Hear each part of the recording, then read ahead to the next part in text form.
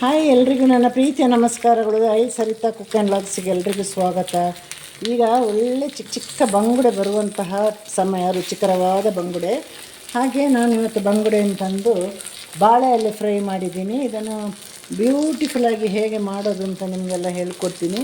ತುಂಬ ಚೆನ್ನಾಗಿರುತ್ತೆ. ಇದು ಗಂಜಿ, ಅನ್ನ, ರಸಮ್ ಮತ್ತು ಎಲ್ಲದಕ್ಕೂ ಸೈಡ್ ಡಿಶ್ ಆಗಿ ತಿನ್ಬೋದು. ಈ ಬಾಳೆ ಎಲೆ ಸ್ಮೆಲ್ ಎಲ್ಲರಿಗೂ ಗೊತ್ತಲ್ವ. ಹಾಗಾಗಿ ಇದನ್ನು ಹೇಗೆ ಮಾಡೋದು ಅಂತ ಕೂಡ ನಾನು ನಿಮಗೆ ಹೇಳ್ಕೊಡ್ತೀನಿ. ತುಂಬ ಈಸಿ ರೆಸಿಪಿ ಇದು, ತುಂಬ ಟೇಸ್ಟಿ ರೆಸಿಪಿ ಮತ್ತು ಈಸಿ ರೆಸಿಪಿ. ಇಲ್ಲಿ ಇವಾಗ 2 ಕಿಲೋ ಬಂಗುಡೆ ತಗೊಂಡಿದ್ದೇನೆ. ಇದನ್ನು ನಾನೇ ಇವಾಗ ಮನೆಯಲ್ಲಿ ಕ್ಲೀನ್ ಮಾಡಿ ಮಸಾಲೆ ಎಲ್ಲ ರೆಡಿ ಮಾಡಬೇಕು. ನೋಡಿ, ಮರಿ ಬಂಗುಡೆಯನ್ನು, ಇದು ತುಂಬ ಟೇಸ್ಟಿಯಾಗಿರುತ್ತೆ, ಮಂಗಳೂರು ಬಂಗುಡೆ. ಇದನ್ನು ಇವಾಗ ನಾನು ಹಾಟಲ್ ಕಟ್ ಮಾಡಿದ್ದೇನೆ.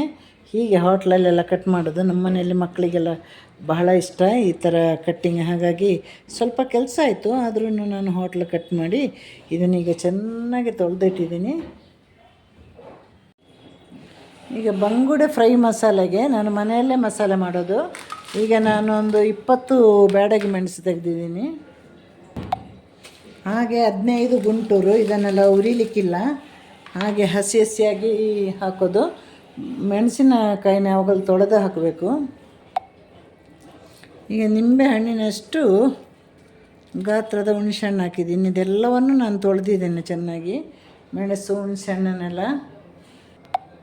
ಹಾಗೆ ರುಬ್ಬುವಾಗಲೇ ಇದಕ್ಕೆ ಉಪ್ಪು ಹಾಕ್ಕೊಳ್ಬೇಕು. ಇದು 2 kg ಬಂಗುಡಿಗಿರುವಂತಹ ಮಸಾಲೆ. ನೋಡಿ, ಉಪ್ಪು ಮತ್ತು ಸ್ವಲ್ಪ ಉಪ್ಪು ಹಾಕಿದೆ ನಾನು. ದೊಡ್ಡ 1 ಸ್ಪೂನಲ್ಲಿ ಅರಿಶಿನ ಪೌಡ್ರ್ ತಗೊಂಡಿದ್ದೇನೆ. ಇದನ್ನು ಇವಾಗ ನೀರು ಹಾಕಿ ಗಟ್ಟಿಯಾಗಿ ರುಬ್ಕೊಂಡು ಬರಬೇಕು. ಬಂಗುಡೆ ಫ್ರೈದು ಪೇಸ್ಟ್ ರೆಡಿಯಾಗಿದೆ.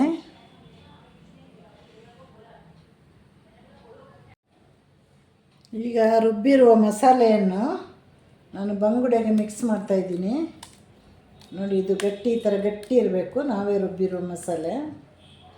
ಇದನ್ನು ಇವಾಗ ಚೆನ್ನಾಗಿ ಚಿಕ್ಕ ಚಿಕ್ಕ ಬಂಗುಡೆ ಅಲ್ವಾ, ಚೆನ್ನಾಗಿ ಮಿಕ್ಸ್ ಮಾಡಬೇಕು.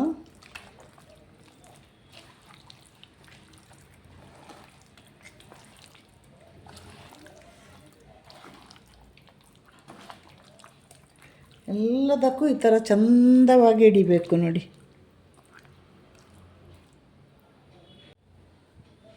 ಈಗ ಮನೆ ಮಸಾಲೆಯಲ್ಲೇ ಬಂಗುಡೆಯನ್ನು ನಾನು ಮಿಕ್ಸ್ ಮಾಡಿದಾಯಿತು. ಚಿಕ್ಕ ಚಿಕ್ಕ ಬಂಗುಡೆ, ಇದು ಬಹಳ ಟೇಸ್ಟಿ ಬಂಗುಡೆ. ಇದು ಇವಾಗ 1 ರಿಂದ 2 ಗಂಟೆ ತನಕ ಹೀಗೆ ಇಟ್ಟಿರಬೇಕು.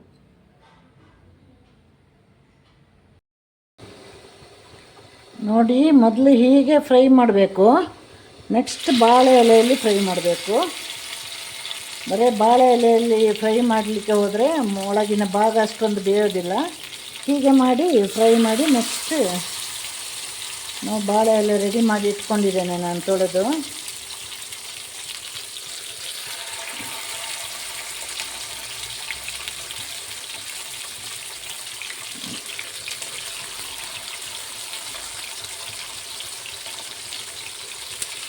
ಒಂದು ಕಡೆ ಬೇಯಲಿ. ಇವಾಗ ಇದನ್ನು ಮಗುಚಿ ಹಾಕಬೇಕು. ನೋಡಿ, ಪೂರ್ತಿ ಇದು ಬಾಳೆ ಎಲೆಯಲ್ಲೇ ಬೇಯಬೇಕು. ಇದೊಂದು 2 ನಿಮಿಷ ಈಗ ಬೆಂದರೆ ಸಾಕಾಗುತ್ತೆ. ಮತ್ತೆ ಮಿಕ್ಕಿದ ನಾವು ಬಾಳೆ ಎಲೆಯಲ್ಲಿ ಬೇಯಿಸೋಣ.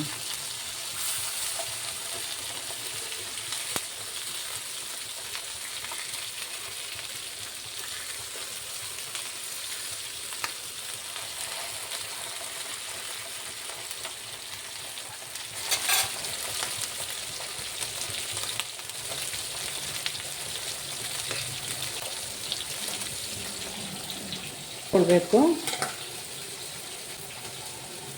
ಮಿಕ್ಕಿದ್ದು ಏನೇ ಇದ್ದರೂ ಬಾಳೆ ಎಲೆಯಲ್ಲಿ ಚೆನ್ನಾಗಿ ಫ್ರೈ ಆಗಬೇಕಾಗ ನಮಗೆ ಬಾಳೆ ಎಲೆಯದ್ದೊಂದು ಸ್ಮೆಲ್ಲು ಕೂಡ ಸಿಗುತ್ತೆ.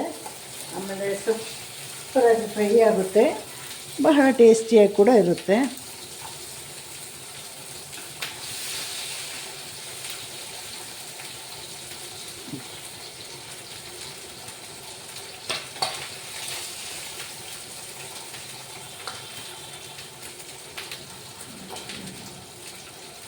ಬೇಕಂದರೆ ಕಟ್ಟಿ, ಇಲ್ಲಾಂದರೆ ಹಾಗೆ ಮಡಚಿ.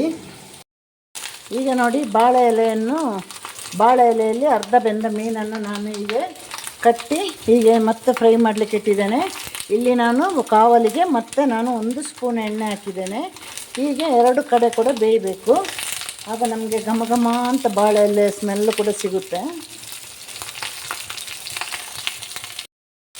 ಈಗ ನಮ್ಮ ಬಾಳೆ ಎಲೆಯ ಮೀನನ್ನು ನಿಧಾನವಾಗಿ ಮಗುಚಿ ಹಾಕಬೇಕು. ಈ ಥರ ಜಾಗ್ರತೆಯಾಗಿ ಹಾಕಬೇಕು. ಯಾಕಂದರೆ ಎಣ್ಣೆಯಲ್ಲಿ ಯಾವಾಗಲೂ ಅಡುಗೆ ಮಾಡೋದು ಹೆಚ್ಚಲ್ಲ, ನಮ್ಮ ಚಾನಲ್ ನೀವು ನೋಡೋದು ಹೆಚ್ಚಲ್ಲ.